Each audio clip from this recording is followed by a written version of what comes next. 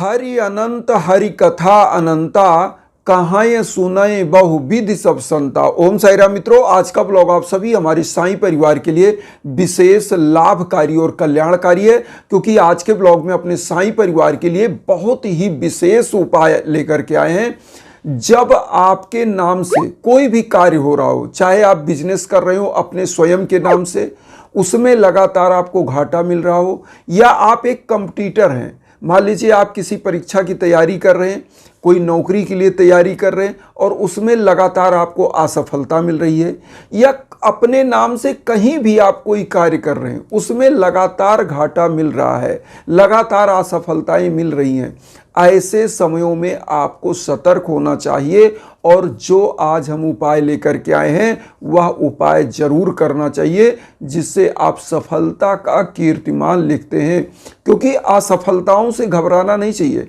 असफलताएं अगर मिल रही हैं तो किन कारणों से मिल रही हैं वो तो समझने की भी जरूरत है। लेकिन यहाँ पर एक चीज और कहेंगे, आध्यात्मिक चीजों को भी उस समय में समझने की जरूरत है।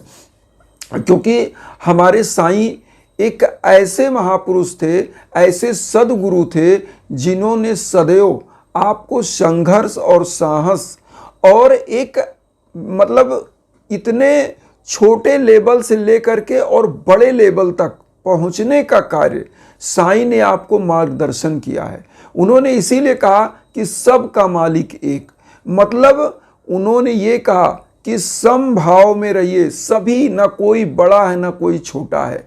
आप स्वयं बड़े बन सकते हैं। बड़ा का मतलब क्या होता है कि धन ही कमा लेना बड़ा नहीं है। बड़ा का मतलब है आप ज्ञान से भी बड़े हों, आपके अंदर धैर्य होना चाहिए, सच्ची श्रद्धा सबूरी होनी चाहिए, उससे आप बड़े होते हैं। क्योंकि बड़ा वो होता है जो हर चीज होते हुए फ्लेक्सिबल हो, झुका हो। अगर उसको असफलताएं भी मिल रही हैं तो भी धैर्य रखना चाहिए। क्योंकि गोस्वामी तुलसीदास जी ने भी यही चीज लिखा है कि धीरज धर्म मित्र अरुनारी, आपत्ति काल परखिए चारी। धीरज, धैर्य, धर्म, अपनी स्त्री, अपने मित्र की परीक्षा, चारों की परीक्षा कब होती है? जब आपका आपत्ति काल चल रहा हो, जब आपको असफलताएं मिल रही हो, उस समय में इनकी परख होती है। तो धीरज, धैर्य, धर्म, और आप धार्मिक, इसीलिए हम कहते हैं आध्यात्म में रहिए। आपको कहीं भी कोई चीज, ऐसी चीजें आपको हो रही है, और सबके जीवन में कहीं ना कहीं, देखिए जीवन का नाम ही है, एक संघर्ष आया, उसको आपने साधा, उस संघर्ष को करने के बाद आपने सफलताएं प्राप्त की, अगला संघर्ष फिर आपके सामने आ जाता है, टारगेट, फिर उसको भी आप जो है सक्सेस पाते हैं, फिर अगला फिर टारगेट आ जाता है। तो जीवन का नाम ही है संघर्ष, और संघर्ष पर विजय प्राप्त कर लेने वाला ही व्यक्ति आज के समय में इस कलयुग में महान है।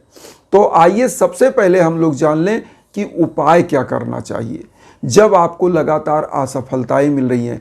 और यहाँ पर जो मैंने बात कही कि जब आपके स्वयं के नाम पर, मान लीजिए आप स्वयं कोई कार्य कर रहे हैं और उसमें असफलताएं मिल रही है, इसका मतलब है कहीं ना कहीं नकारात्मक ऊर्जाएं आपके साथ लगी हुई हैं और आपका दुर्भाग्य चल रहा है। ये समझने के लिए हमने आज ये उपाय लाया है कि कैसे आप अपने दुर्भाग्य को दूर कर सकते हैं। देखिए, कोई भी कार्य आप शुरू करने जा रहे हैं, सबसे पहले आपने देखा होगा आपके घर जब बनते हैं ना तो नींव पूजन होता है। क्यों होता है? कि हमारा जो घर है इसमें हमेशा सुख समृद्धि आए और यह घर अच्छे से निर्माण हो करके जो है कंप्लीट हो जाए। तो इसीलिए नींव पूजन होता है, भूमि पूजन होता है। आप कोई भी कार्य करने जाते हो, आप एक छोटी सी गाड़ी भी खरीदते हो तो भी गाड़ी का भी पूजन कराते हो। क्यों? क्योंकि यह हमारे जीवन में कल्याणकारी साबित हो।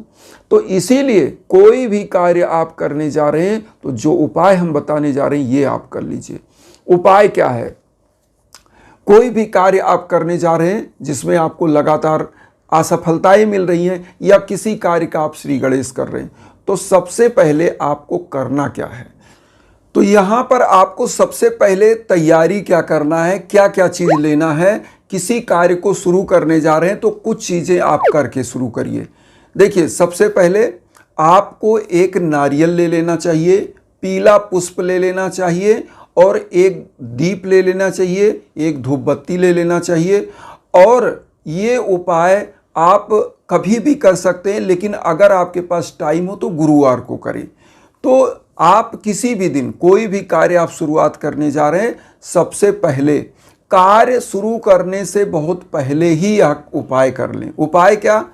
आप सबसे पहले जितना चीज़ हमने बताया, नारियल ले लिया, नारियल जो जटा वाला नारियल होता है मंदिरों में चढ़ाया जाता है, वो नारियल ले लिया, घी का दीप ले लिया, धूप बत्ती ले लिया, पीला पुष्प ले लिया, भोग लगाने के लिए मिष्ठान ले लिया।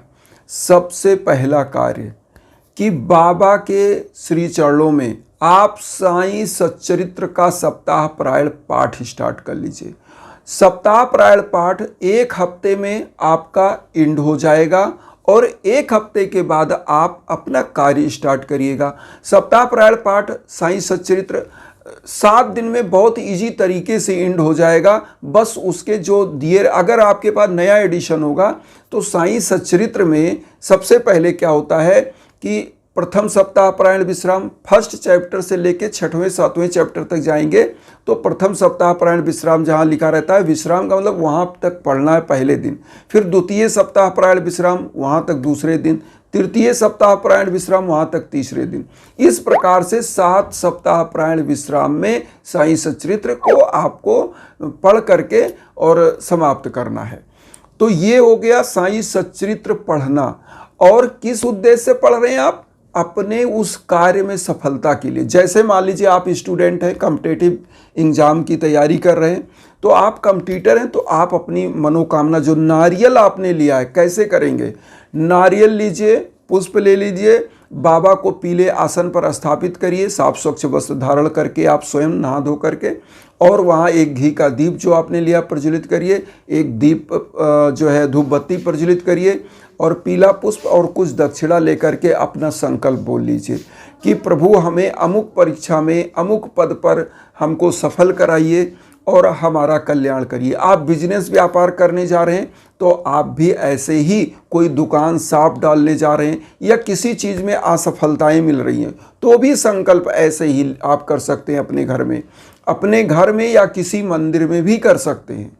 और साईं सच्चरित्र का सप्ताह पारायण पाठ प्रभु हम स्टार्ट कर रहे हैं। लेकिन साईं सच्चरित्र में कहीं ऐसा नहीं है कि आप नारियल रखें और चीज़ें ऐसे करें, लेकिन यह हम विधि बता रहे हैं आपको कि बाबा के सम्मुख जितनी आस्था से पूजा करेंगे उतना ही आपको फल उसका मिलेगा।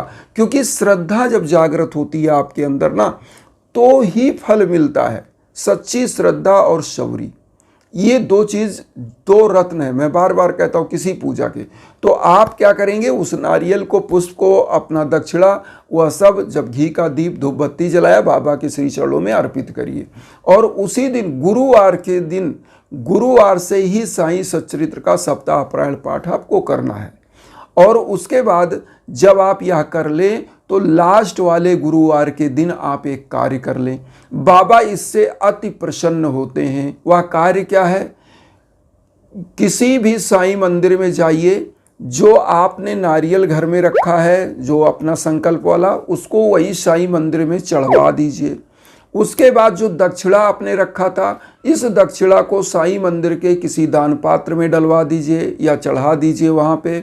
और उस दिन आप कुछ पीला मिष्ठान और पीला पुष्प का माला मंदिर में बाबा को जरूर पहनवा दीजिए। जो पुजारी जी उनको बोल दीजिए कि आप बाबा को जो है ये माला हम लेकर आए हैं, आप पहना दीजिए। बड़ा माला होता है उसको पहनवा दीजिए।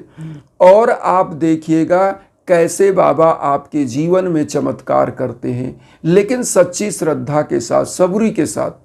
तो ये उपाय आपके लिए रामबाण सिद्ध हुआ, क्योंकि बाबा का जो साईं सच्चरित्र है ये बाबा की लीलाएं हैं। और हेमाड पंत जी ने बाबा की आज्ञा लेकर के ही साईं सच्चरित्र की रचना करी थी। बाबा उनके स्वयं अपनी इन लीलाओं को उनके दिमाग में लाते थे और उन्होंने इसको लिखा। तो ये साईं सच्चरित्र बाबा की लीलाएं हैं। और बाबा के जब आप अपने सद्गुरु की लीलाओं का गान करते हैं, कीर्तन करते हैं, तो ऐसी मान्यता लिखा गया है कि कलयुग का है नाम आधारा, सुमिर सुमिर नर उतरई पारा। तो जब आप अपने सद्गुरु का लीलाओं का जो है गान करते हैं, उसका अध्याय पढ़ते हैं और उसका जो है श्रद्धा के साथ जो है उपाय करते हैं तो निश्चित रूप से आपका कल्याण होता है। आज मैं एक और न्यूज़ आपको बताऊं कि हमारे एक ऐसे ही एक साईं परिवार हैं जो रहने वाले आसाम के हैं और उनके बेटे का जो है सिलेक्शन कहीं नहीं हो रहा था और उनका बेटा जो है वह एमटेक किया हुआ था इंजीनियरिंग, और आज उन्होंने बताया कि बहुत अच्छे पैकेज पर उनका जॉब लग गया है। तो उनके लिए हमने पूजा पाठ किया था, यज्ञाजन हवन किया था, तो उनका कल्याण हुआ है। तो उनको बहुत बहुत बधाई। और इसी प्रकार से साईं बाबा सबके जीवन में कल्याण करें, सबका जीवन सुखी हो। और इन्हीं भावनाओं के साथ एक चीज़ और कहेंगे कि आप लोग भी अगर जो है यज्ञाजन हवन पूजन कराना चाहते हैं, जीवन में कोई कष्ट है, कोई दिक्कत चल रहा है, तो उसके लिए हम इंस्टाग्राम का लिंक वीडियो के बीच बीच में देते हैं। आप लोग भी उस पर संपर्क कर सकते हैं, मैसेज कर सकते हैं, कॉल कर सकते हैं। निश्चित रूप से हमारे लायक जो है हम करेंगे और आपका कल्याण निश्चित होता है, बाबा की कृपा बनती है। इन्हीं भावनाओं के साथ एक चीज़ और कहेंगे, वसुधैव कुटुंबकम की जो भावना हम लेकर चल रहे हैं उसमें आप सभी लोग चैनल को सब्सक्राइब करके हमें भी अपना परिवार बनाइए। उन साईं भक्तों तक वीडियो को जरूर शेयर करिए जो किन्हीं कारणों से कष्ट में, दुख में। इसी भावना के साथ ओम साईं राम।